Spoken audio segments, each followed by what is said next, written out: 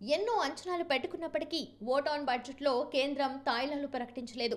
మధ్యతరగతికి కాస్త ఊరట కల్పించే నిర్ణయాలు మాత్రం తీసుకుంది. వేతన జీవులకు నిరాశ ఎదురైంది. ఆదాయపు పన్ను సహా ఇతర పథకాల జోలికి పెద్దగా వెళ్లలేదు.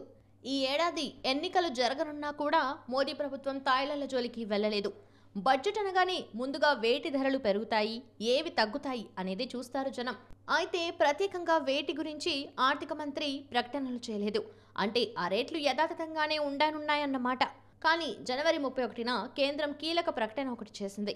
మొబైల్ ఫోన్ తయారీలో ఉపయోగించే విడి భాగాల దిగుమతులకు సంబంధించి సుంకం తగ్గిస్తున్నట్లు ప్రకటించింది.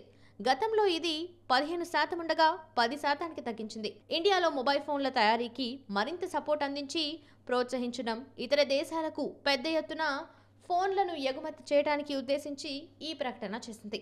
కేంద్రం ఈ నిర్ణయంతో మొబైల్ ఫోన్ల తయారీకి ఉపయోగించే బ్యాటరీ కవర్లు, main lens, back covers, antenna, SIM sockets, ఇతర ప్లాస్టిక్, మెటల్, మెకానికల్ ఐటమ్స్ వంటి వాటిపై దిగుమతి సుంకం తగ్గనుంది. దీంతో వీటి ధరలు దిగిరానున్నాయి. ఇది స్మార్ట్ ఫోన్ల ధరలు తగ్గించేందుకు కూడా దోహదపడుతుందని చెప్పొచ్చు. ఇదే సమయంలో ఫిబ్రవరి 1న కేంద్రం వేరుగా మరో కీలక ప్రకటన చేసింది. విమాన ఇంధనం ధరల్ని భారీగా తగ్గించింది.